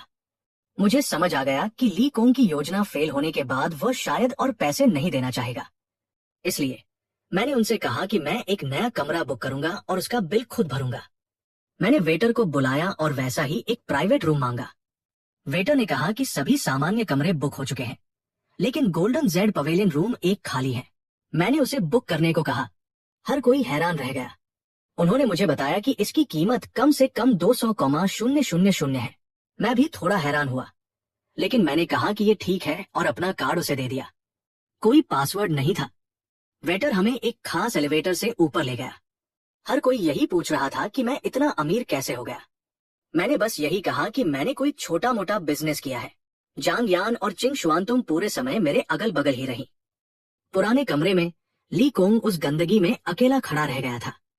बाद में मैंने सुना कि जब हम खाना खा रहे थे तो किसी ने सुझाव दिया कि मुझे नया क्लास मॉनिटर बना दिया जाए, क्योंकि मैं अमीर था और बेहतर पार्टियों का आयोजन कर सकता था। बहुत से लोग मान गए और इसके लिए चीयर करने लगे। उन्होंने कहा कि ली कोंग के पद की वैसे भी कोई इज्जत नहीं करता था। ली कोंग दरवाजे के बाहर खड़ा सुन रहा था। उसका चेहरा बिगड़ गया था। आखिरकार वो अंदर नहीं आया, वो बस मुड़ा और चला गया। जांग यान ने चिंग शुआनतुंग को अपनी तरफ खींचा और उससे पूछा कि क्या मैं हमेशा से इतना ही लोकप्रिय था। चिंग शुआनतुंग ने कहा कि ये हमेशा से ठीक ठाक था, लेकिन आज रात ये सामान्य से कहीं ज्यादा था। उसने मेरी तरफ देखा और अपना सिर हिलाया। लड़कियां बार बार मेरी तरफ देख रही थी और कानाफूसी कर रही थी। उन्होंने कहा कि उन्हें याद नहीं कि मैं पहले इतना हैंडसम था। उन्हें लगता था कि मैं बस लंबा और खुशमिजाज दिखने वाला लड़का हूं, लेकिन आज मैं अलग लग रहा था, जैसे मेरे रूप में कोई बड़ा निखार आ गया हो। पूरी बातचीत बार बार मेरे ही इर्द गिर्द घूम रही थी। हम ज्यादा देर तक नहीं रुके। सबके अच्छे से खाने पीने और थोड़ी देर बातचीत करने के बाद पार्टी खत्म हो गई। लड़के मुझे मसाज या ऐसी ही किसी चीज के लिए बाहर बुलाना चाहते थे, लेकिन उन्होंने मेरे बगल में जांग यान और चिंग शुआनतुंग को देखा और अपना इरादा छोड़ दिया। मैंने काफी शराब पी ली थी। मेरी शराब सहने की क्षमता असल में काफी अच्छी है, लेकिन क्लासमेट बहुत उत्साहित थे और मेरा मूड भी अच्छा था, इसलिए मैंने अपनी आदत से कुछ ज्यादा ही पी ली थी। जब तक हम होटल से निकले मेरा चेहरा पहले ही लाल हो चुका था। जांग यान और चिंग शुआनतुंग ने बाहर निकलते समय मुझे दोनों तरफ से सहारा दिया। बाकी लोग काफी जलते हुए लग रहे थे। मैंने सबकी तरफ हाथ हिलाया और उन्हें आगे जाने के लिए कहा। उन्होंने अलविदा कहा और चले गए। जांग यान ने पूछा कि अब हमें कहाँ जाना चाहिए। मैं काफी नशे में था और मैंने बस घर जाने को कहा। उसे गाड़ी चलानी नहीं आती थी, इसलिए लूशिन ने एक ड्राइवर बुलाने का सुझाव दिया। मैं मान गया और उनसे कहा कि पहले चिंग शुआनतुंग को छोड़ दे। उसने कहा कि ये ठीक है। ड्राइवर जल्दी आ गया। मुझे कार में नींद आ गई। जब मैंने बाद में अपनी आधी आंखें खोली तो मेरा नशा थोड़ा उतर चुका था। जांग यान मुड़ गई थी ताकि मेरा सिर उसकी गोद में टिक सके। मैंने सांस ली और उसकी खुशबू महसूस की। मैंने सीधे बैठने की कोशिश की। मेरा चेहरा गर्म महसूस हो रहा था। जांग यान ने ध्यान दिया और बिना कुछ कहे खिड़की से बाहर देखने के लिए मुड़ गई। कार का माहौल थोड़ा अजीब हो गया था। मेरे पेट में अचानक कुछ गड़बड़ महसूस हुई, इसलिए मैंने अपनी छाती ठोकी। जांग यान ने मेरी पीठ थपथपाई और पूछा कि क्या मुझे कोई परेशानी हो रही है। उसने कहा कि अगर मुझे बेहतर महसूस करने के लिए उल्टी करनी है तो मैं कर सकता हूँ। मैंने उससे कहा कि मैं ठीक हूँ। फिर मैं बड़बड़ाया कि मैं उल्टी नहीं कर सकता क्योंकि ये एक नई कार है। वो इस पर हंस पड़ी। उसने मुझे अपनी तरफ खींचा और इसके बजाय मेरा सिर अपने कंधे पर रख लिया। मैंने सिर हिलाया और फिर से अपनी आंखें बंद कर ली। थोड़ी देर बाद मैंने उसके फोन के क्लिक की आवाज सुनी, जैसे उसने कोई तस्वीर खींची हो। जब हम आखिरकार पहुंचे तो ड्राइवर ने कहा कि हम पहुंच गए हैं और हमें अच्छी रेटिंग देने की याद दिलाई। जांग यान ने मुझे अपने कंधे पर आराम करते देखा और मुझे तुरंत नहीं जगाया। वो बस वही बैठी रही, मुझे गले से लगाए रखा और कुछ देर के लिए समय को बीतने दिया। हम पर एक रोशनी की किरण पड़ी। किसी ने मेरा नाम पुकारा। जांग यान ने अपनी आंखें खोली और मेरी माँ को एक फ्लैशलाइट के साथ वहां खड़े देखा। वो घबरा गई और बोली, आंटी। मेरी माँ ने बाहर आवाज सुनी थी और देखने आई थी। उन्होंने मुझे जांग यान के कंधे पर सिर रखकर सोते हुए देखा और मुस्कुरा दी। उन्होंने पूछा कि क्या जांग यान वही लड़की है जो उस दिन पहले मेरी कार में थी। जांग यान ने कहा कि वह मेरी दोस्त है और अपना परिचय दिया। मेरी माँ ने पूछा कि क्या हुआ था। जांग यान ने समझाया कि मैं क्लास रियूनियन में गया था और नशे में था, इसलिए वो मुझे वापस ले आई। मेरी माँ ने मुझे थपथपाया और बहुत ज्यादा शराब पीने के लिए डांटा, लेकिन वो पूरे समय मुस्कुरा रही थी। उन्होंने मेरी देखभाल करने के लिए जांग यान को धन्यवाद दिया और कहा, मैं आमतौर पर इतनी शराब नहीं पीता। फिर वे मेरे पिता को बुलाने अंदर चली गई। मेरे पिता बाहर आए। मैंने उन्हें जो दवा दी थी उसकी वजह से वे पहले की तुलना में बहुत ज्यादा स्वस्थ दिख रहे थे। जब उन्होंने जांग यान को देखा तो वे मुस्कुराए और मुझे घर के अंदर ले जाने में मदद की। मेरी माँ ने जांग यान का हाथ पकड़ा और लिविंग रूम में उससे बात करने लगी। उन्होंने पूछा कि क्या हम क्लासमेट हैं। जांग यान ने कहा कि हम दोस्त हैं। मेरी माँ ने उसकी उम्र, उसका नाम पूछा और उससे लगभग 1 घंटे तक बातचीत की। वे लगातार उसे शियावान कहकर बुला रही थी और उसके साथ बहुत खुश दिख रही थी। बाद में मेरी माँ ने ध्यान दिया कि रात का 1 बज चुका है। उन्होंने कहा कि एक लड़की के लिए अकेले घर जाने के लिए बहुत देर हो चुकी है और जांग यान को रात वहीं रुकने के लिए कहा। जांग यान को लगा कि ये शायद सही न हो, लेकिन मेरी माँ ने जोर दिया। उन्होंने कहा कि हमारे पास कोई खाली कमरा नहीं है क्योंकि दूसरा वाला सिर्फ स्टोर रूम है, इसलिए जांग यान मेरे लकड़ी के बंक बेड के ऊपर वाले हिस्से पर सो सकती थी और मैं नीचे वाले पर। मेरी माँ ने एक तौलिए के साथ जांग यान को मेरे कमरे में धकेल दिया और दरवाजा बंद कर दिया। मैं उस समय तक बिस्तर पर बेसुध पड़ा था, अभी भी अपने कपड़े पहने हुए था। मैं अगली सुबह उठा तो पिछली रात की सारी शराब पीने की वजह से मेरा सिर भारी हो रहा था। जब मैंने कंबल हटाया तो मुझे एहसास हुआ कि मेरे ठीक ऊपर एक लड़की लेटी हुई थी। वह जांग यान थी। वो अभी भी सो रही थी और आराम से दिख रही थी। मैं सुन्न रह गया। मेरे दिल की धड़कन तेज हो गई और मेरा चेहरा गर्म महसूस होने लगा। मुझे समझ नहीं आ रहा था कि मैं क्या करूं। एक लड़के के लिए ये सुबह की सामान्य बात थी, लेकिन उसके ठीक वहां होने से ये गलत लग रहा था। अगर मैं हिला तो वह जाग जाएगी और चीजें अजीब हो जाएंगी। वो तो एक तरह से सामाजिक आत्महत्या हो जाती। इसलिए मैं बस शांत रहा और धीरे से रजाई को हमारे ऊपर वापस खींच लिया, इस उम्मीद में कि शायद समय बीत जाए। फिर जांग यान थोड़ी सी हिली। मैंने अपनी सांस रोक ली और बिल्कुल नहीं हिला। ठीक उसी पल दरवाजा खुला और मेरी माँ अंदर आई। शियाओ यांग, शियाओ यान, देर हो गई है, आकर खा लो। उन्होंने हमें देखा, हमारी आंखें मिली। इससे पहले कि मैं कुछ कह पाता, जांग यान अपनी नींद में बड़बड़ाई, शियाओ यांग, हिलो मत। मेरी माँ की आंखें चौड़ी हो गई। उन्होंने मुझे थम्स अप दिया, चुपचाप पीछे हटकर बाहर निकली और दरवाजा बंद कर दिया। मैं बस वहां लेटा हुआ ये सोच रहा था, अभी ये क्या बकवास हुई। पिछली रात पार्टी खत्म होने के बाद मैं पूरी तरह से होश खो बैठा था। मुझे उसके बाद का कुछ भी याद नहीं था। मेरी जेब में रखा फोन बजने लगा। जांग यान भी जाग गई और हमारी आंखें मिली। मैंने उससे धीरे से कहा, तुम मेरी बाह पर दबाव डाल रही हो। वह थोड़ा पीछे हटी ताकि मैं अपनी बाह आजाद कर सकूं। मैंने बिना सोचे समझे फोन उठाया। ये लूशिंग था। उसकी आवाज में घबराहट थी। ओल्ड शियाओ, कुछ हुआ है। ली कोंग एक इमारत से कूद गया है। मैं तेजी से उठ बैठा। क्या? मेरा सिर जांग यान से टकरा गया। वो पीछे हटी और मुझे छोड़ दिया। लूशिंग ने समझाया कि कल चिंग शुआनतोंग से ली कोंग का इजहार फेल हो गया था। उसने पूरी पार्टी का खर्चा उठाने के लिए बड़े कैंपस लोन लिए थे, उन्हें चुका नहीं पाया और आज सुबह छलांग लगा दी। हालांकि उसे ज्यादा चोट नहीं आई। वो कोई ऊंची मंजिल नहीं थी। मुझे राहत महसूस हुई। हम 3 साल से क्लासमेट थे। जान तो आखिर जान है। लेकिन फिर लूशिंग ने कहा कि ली कोंग के माता पिता और रिश्तेदार बहुत बड़ा तमाशा कर रहे हैं। कुछ लोग रेस्टोरेंट में चिंग शुआनतोंग के परिवार के लिए मुसीबत खड़ी कर रहे थे। कुछ और लोग होटल में ऊंची कीमतों की शिकायत कर रहे थे, ये कहते हुए कि इसी वजह से ली कोंग को पैसे उधार लेने पड़े। मैंने उससे कहा कि मैं रेस्टोरेंट वाली बात संभालूंगा। जांग यान ने सब कुछ सुना और तुरंत मेरे ऊपर से हट गई। हम दोनों जल्दी से उठे। मेरी माँ ने हमें बाहर आते देखा और समझदारी भरी मुस्कान के साथ बोली, तुम्हें भूख लगी होगी, पहले खा लो। मैंने अपना सिर हिलाया। माम, एक इमरजेंसी है, मैं अभी जा रहा हूँ। उन्होंने मुझे जल्दी जाने को कहा। मैंने अपने चेहरे पर पानी के छींटे मारे, कपड़े भी नहीं बदले और निकल गया। जांग यान मेरे पीछे पीछे आई। तुम क्यों आ रही हो? मैंने पूछा। उसने जवाब नहीं दिया, इसलिए मैं बस गाड़ी चलाकर रेस्टोरेंट की तरफ निकल पड़ा। हमने कार में बात नहीं की। हम दोनों ने उस सुबह जो हुआ उसका जिक्र करने से परहेज किया। कम से कम हमारे कपड़े सामान्य थे, इसलिए असल में कुछ भी नहीं हुआ था। जब हम वहां पहुंचे तो ली कोंग की माँ रेस्टोरेंट के बाहर एक मेगाफोन पकड़े खड़ी थी।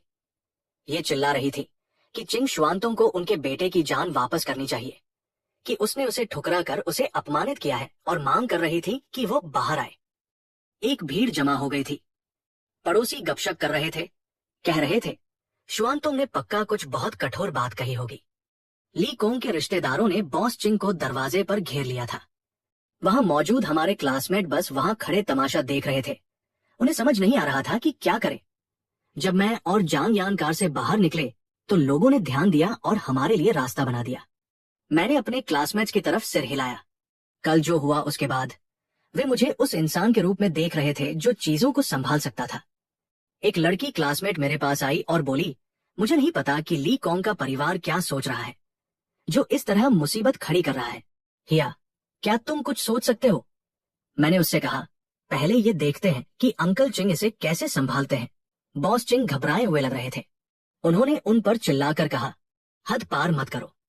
तुम्हारे बेटे के कूदने का मेरी बेटी से क्या लेना देना है? तमाशा करना बंद करो। फिर रेस्टोरेंट का दरवाजा खुला। चिंग शुआनतुंग रोते हुए बाहर आई। वो सच में बहुत परेशान दिख रही थी। बॉस चिंग ने उसे वापस अंदर जाने के लिए कहा, लेकिन वह आगे बढ़ी और ली कोंग की मां से बोली, आंटी ली कोंग के साथ जो हुआ उसके लिए मुझे खेद है, लेकिन मेरा इससे कोई लेना देना नहीं है। ली कोंग की मां गुस्सा हो गई और उसकी तरफ झपटने की कोशिश की, ये कहते हुए कि अगर चिंग शुआनतुंग ने उसे नहीं ठुकराया होता तो वो नहीं कूदता। बॉस चिंग ने उन्हें रोका और पूछा कि आखिर वे चाहते क्या है। ली कोंग की मां ने कहा कि चिंग शुआनतुंग को मीडिया और सभी के सामने सार्वजनिक रूप से उनके बेटे से माफी मांगनी होगी। उन्होंने रिकॉर्ड करने के लिए अपना फोन भी निकाल लिया। बॉस चिंग ने मना कर दिया। उन्होंने ना कह दिया। माहौल गर्मा गया। ली कोंग की मां ने उन्हें धक्का देकर चिंग शुआनतुंग को पकड़ने की कोशिश की। मैं सामने आया और उसे बचा लिया। ली कोंग की मां ने मुझे गालियां दी और पूछा कि मैं कौन हूं। मैंने उनसे कहा कि इससे कोई फर्क नहीं पड़ता कि मैं कौन हूं। इसका चिंग शुआनतुंग या हमारी क्लास से कोई लेना देना नहीं था, और अगर वे मुसीबत खड़ी करते रहे तो मैं पुलिस को बुला लूंगा। वो हंसी और बोली, बुला लो। पुलिस को उस छोटी चुड़ैल को बंद करने दो। मैंने उन्हें थप्पड़ मारा और कहा, हर दूसरी बात पर उसे छोटी चुड़ैल कह रही हो। आंटी, अगर आप ऐसे ही बात करना चाहती हैं तो हमारे पास बात करने के लिए कुछ नहीं है। वो हैरान रह गई। फिर उन्होंने अपने रिश्तेदारों को मुझे पीटने के लिए चिल्लाया। उन्होंने मुझे घेर लिया। मैंने ली कोंग की मां की तरफ देखा और पूछा कि क्या वे सच में नहीं जानती कि ली कोंग क्यों कूदा। मैंने उन्हें बताया कि ये ठुकराए जाने की वजह से नहीं था, ये लोन माफियाओं की वजह से था। भीड़ में कानाफूसी शुरू हो गई। लोग समझ गए कि वे कैंपस लोन कितने खतरनाक होते हैं। ली कोंग की मां ने फिर से चिंग शुआनतुंग के बारे में कुछ बुरा कहने की कोशिश की। मैंने उन्हें घूर कर देखा और वे रुक गई। मैंने उनकी बातों का तर्क गिनाया। अगर उनके बेटे ने इजहार करने के लिए पैसे उधार लिए तो दूसरों को दोष क्यों देना? अगर वह कूदा है तो इमारत को दोष दे, अगर वह फुटपाथ से टकराया है तो सड़क को दोष दे। वे खुद को इस बात के लिए दोष क्यों नहीं देती कि उन्होंने उसकी अच्छी परवरिश नहीं की या उसे पर्याप्त पॉकेट मनी नहीं दी। वे बस बेतुकी बातें कर रही थी। उन्हें गुस्सा आ गया और वे चिल्लाई, इसका मुझसे क्या लेना देना है? मैंने चिंग शुआनतुंग को अपने करीब खींचा और कहा, मैं उसका बॉयफ्रेंड हूं। जाहिर है इसका मुझसे लेना देना है। ली कोंग की मां और भी ज्यादा गुस्सा हो गई। उन्होंने कहा, पक्का मैं ही वो वजह हूं कि चिंग शुआनतुंग ने कल उनके बेटे को ठुकरा दिया। मैंने उनसे कहा, हाँ, मैं वहां था, लेकिन आपके बेटे ने मेरे ठीक सामने मेरी गर्लफ्रेंड से इजहार किया था। ये किस तरह का बर्ताव है? वे बार बार चिंग शुआनतुंग को पकड़ने की कोशिश करती रही। मैंने उन्हें इस बार और जोर से एक और थप्पड़ मारा। वे लगभग गिर ही गई थी। वे रोने लगी और जमीन पर लौटने लगी। लोगों से पुलिस को बुलाने के लिए चिल्लाने लगी और कहने लगी कि हमने उनके बेटे को नुकसान पहुंचाया और अब मैंने उन्हें मारा है। मैंने उनसे कहा कि फिर पुलिस को बुला लो ताकि हम अपना समय बर्बाद न करें। उनके रिश्तेदार हमारी तरफ दौड़े। कुछ तगड़े लोग आगे आए। एक ने मेरे शरीर पर मुक्का मारा। इससे दर्द हुआ और चिंग शुआनतुंग चीख पड़ी और मुझे बचाने की कोशिश की, लेकिन मैंने उसे वापस इमारत के अंदर धकेल दिया। मेरे क्लासमेट्स ने देखा कि क्या हो रहा था और वे मुझे घेरने और बचाने के लिए दौड़ पड़े। दोनों पक्ष एक दूसरे का सामना करते हुए वहीं खड़े रहे। मैंने अपनी बाह सहलाई और कहा, ये कानून द्वारा चलने वाला समाज है। मैं बिना बात का झगड़ा नहीं चाहता, ली कोंग की मां ने कहा कि हम उन्हें सिर्फ इसलिए परेशान कर रहे थे क्योंकि हम छात्र हैं। मैंने अपना सिर हिलाया और उन्हें बताया कि शुरुआत उन्होंने ही की थी। उन्हें उन लोन माफियाओं के पीछे जाना चाहिए जिन्होंने ली कोंग को कूदने पर मजबूर किया, हमारे पीछे नहीं। ली कोंग की मां अचानक फूट फूट कर रोने लगी। उन्होंने कहा कि उन्होंने लोन माफियाओं को ढूंढने की कोशिश की थी, लेकिन वह कंपनी गायब हो गई थी। ली कोंग अस्पताल में था और अगर वे सर्जरी का खर्च नहीं उठा पाए तो शायद वह कभी चल नहीं पाएगा। उन्होंने उसकी सही परवरिश न करने के लिए खुद को दोषी ठहराया। ठीक तभी हमने पुलिस के सायरन की आवाज सुनी। पुलिस की कार के आने पर मैंने सिर हिलाया। सादे कपड़ों में एक अधिकारी भीड़ में आया और सभी को शांत होने के लिए कहा। उसने कहा कि हम सभी समझदार हैं और लड़ने के बजाय बात करके मामले को सुलझाना चाहिए। मुझे राहत महसूस हुई। ली परिवार के सदस्य पीछे हट गए। अधिकारी ने पूछा कि क्या हो रहा है। मैंने शुरू से लेकर अंत तक पूरी बात समझा दी। ली कोंग की मां ने भी अपनी तरफ से कुछ बातें जोड़ी। अधिकारी ने ली कोंग की मां की तरफ देखा और कहा कि वे सच में हमें दोष नहीं दे सकती। तमाशा करने से कोई मदद नहीं मिलेगी और इसमें हमारी कोई जिम्मेदारी नहीं थी। आखिरकार बात उनके बेटे की परवरिश पर ही आती थी। ली कोंग की मां ने अपना सिर झुका लिया और आह भरी। वे दिल ही दिल में जानती थी कि ये हमारी गलती नहीं थी, लेकिन वे हताश थी क्योंकि ली कोंग को सर्जरी की जरूरत थी, वरना वो शायद कभी चल नहीं पाता। कुछ देर बाद मैंने कहा कि असली समस्या लोन वाली कंपनियां हैं और पुलिस को इसे संभालना चाहिए। अधिकारी सहमत हुआ और ली कोंग की मां से बाद में बयान देने के लिए स्टेशन आने को कहा। वे फिर से रोने लगी और बोली कि वे पहले ही इसकी रिपोर्ट कर चुके हैं, लेकिन वे इंतजार नहीं कर सकते। फिर उन्होंने हमें बताया कि सर्जरी में 300,000 का खर्च आएगा। मैंने इसके बारे में सोचा और कहा, मैं पहले आपको 1,00,000 उधार दे सकता हूँ, लेकिन मेरी शर्तें हैं। आप यहाँ और होटल में परेशानी खड़ी करना बंद कर देंगी और आपने मेरी गर्लफ्रेंड के साथ जैसा बर्ताव किया उसके लिए आपको उससे माफी मांगनी होगी। ली कोंग की मां तुरंत घुटनों के बल बैठ गई और मुझसे भीख मांगने लगी। उन्होंने तो अपना माथा तब तक जमीन पर रगड़ा जब तक कि उसमें से खून नहीं निकलने लगा। उन्होंने कहा कि उन्हें पता था कि मेरे पास पैसे हैं और उन्होंने मुझसे मदद मांगी। मैंने उनसे कहा कि मैं 1,00,000 उधार दूंगा, लेकिन उन्हें पहले चिंग शुआंतोंग से ठीक से माफी मांगनी होगी। कोई और परेशानी नहीं खड़ी करनी होगी और उन्हें कर्ज की एक रसीद लिख कर देनी होगी। चिंग शुआंतोंग ने मेरी आस्तीन खींची और फुसफुसाकर बोली कि 1,00,000 बहुत बड़ी रकम है और शायद मुझे ये वापस न मिले। मैंने उससे कहा कि मैं जानता हूँ, लेकिन ली कोंग अभी भी हमारा क्लासमेट है। मैंने ये भी समझाया कि बहुत से लड़कों ने चिंग शुआंतोंग से इजहार किया था और उन्हें ठुकरा दिया गया था, लेकिन उनमें से किसी ने भी छलांग नहीं लगाई। क्लास के कई अन्य लड़कों ने भी यही बात कहते हुए मेरा साथ दिया। ली कोंग की मां ने आखिरकार अपना सिर झुकाया और चिंग शुआंतोंग से माफी मांगी। उन्होंने बॉस चिंग से भी माफी मांगी। उसके बाद उन्होंने कर्ज की रसीद लिखी। मैंने तुरंत उन्हें 1,00,000 ट्रांसफर कर दिए। उन्होंने अपने रिश्तेदारों को होटल से निकलने के लिए कहा, मुझे धन्यवाद दिया और बाकी पैसों का इंतजाम करने के लिए जल्दी से वहां से चली गई। पड़ोसी भी अपने घर चले गए। बॉस चिंग ने हम सभी को रेस्टोरेंट के अंदर खाने के लिए बुलाया। चिंग शुआंतोंग ने पूरे समय मेरी बाह को कसकर पकड़े रखा और कहा, शियाओयांग, आज के लिए तुम्हारा बहुत बहुत धन्यवाद। मुझे नहीं पता था कि तुम्हारे बिना मैं क्या करती। मैंने बॉस चिंग से कहा कि ये कोई बड़ी बात नहीं है और वे पैसों के बारे में चिंता न करें। उन्होंने मुझे पूरे 300,000 वापस करने की पेशकश की, लेकिन मैंने मना कर दिया, खासकर इसलिए क्योंकि उनकी पत्नी अभी भी अस्पताल में थी। बॉस चिंग खाना बनाने के लिए किचन में चले गए। चिंग शुआंतोंग मेरी बाह को पकड़े रही और मुझे छोड़ ही नहीं रही थी। जांग यान अपनी बाहें मोड़े वहां खड़ी थी और उससे बोली, क्या तुमने उसे काफी देर गले नहीं लगा लिया? अब उसे छोड़ने का समय आ गया है। चिंग शुआंतोंग ने उसकी बात नहीं सुनी। उसने मेरी तरफ देखा और फुसफुसाकर बोली, शियाओयांग, ऐसा क्यों नहीं करते कि तुम सच में मेरे बॉयफ्रेंड बन जाओ? चलो नाटक करना बंद करते हैं। ठीक तभी मैंने अपने दिमाग में एक डिंग की आवाज सुनी। एक सिस्टम मैसेज सामने आया। टास्क, चिंग शुआंतोंग का इजहार। विकल्प 1, स्वीकार करो, इनाम 1,000,000 युआन। विकल्प 2, ठुकरा दो, इनाम 5,000,000 युआन। मैंने सिस्टम की डिंग की आवाज सुनी और नया टास्क देखा। चिंग शुआंतोंग का इजहार, स्वीकार करने पर 1,000,000, ठुकराने पर 5,000,000। मेरा चेहरा एक पल के लिए उदास हो गया। मुझे लगा था कि स्कूल की इस खूबसूरती की कीमत इससे ज्यादा होगी, लेकिन चाहे कुछ भी हो संख्याएं वही रही। इससे पहले कि मैं कुछ तय कर पाता, जांग यान हमारे बीच आ गई। बिल्कुल नहीं, शियाओयान तुम्हारा बॉयफ्रेंड नहीं हो सकता, वो मेरा है। चिंग शुआनतोंग ने उसे दफा होने को कहा और बोली कि वे कल ही मिले थे, इसलिए यहाँ पहले आओ पहले पाओ वाला नियम लागू नहीं होता। जांग यान ने कहा कि वैसे भी इस स्थिति में ऐसी कोई चीज नहीं होती है, और ये कि वो पहले ही मेरे साथ सो चुकी है। वे बहस करने लगी। उनकी आवाजें धीमी थी, लेकिन लोगों ने ध्यान दिया। बाकी सभी लोग समझदारी दिखाते हुए दूसरी मेजों पर चले गए। चिंग शुआनतोंग ने ये बात छेड़ी कि मैंने कुछ देर पहले सबके सामने उसे अपनी गर्लफ्रेंड कहा था। जांग यान को गुस्सा आ गया।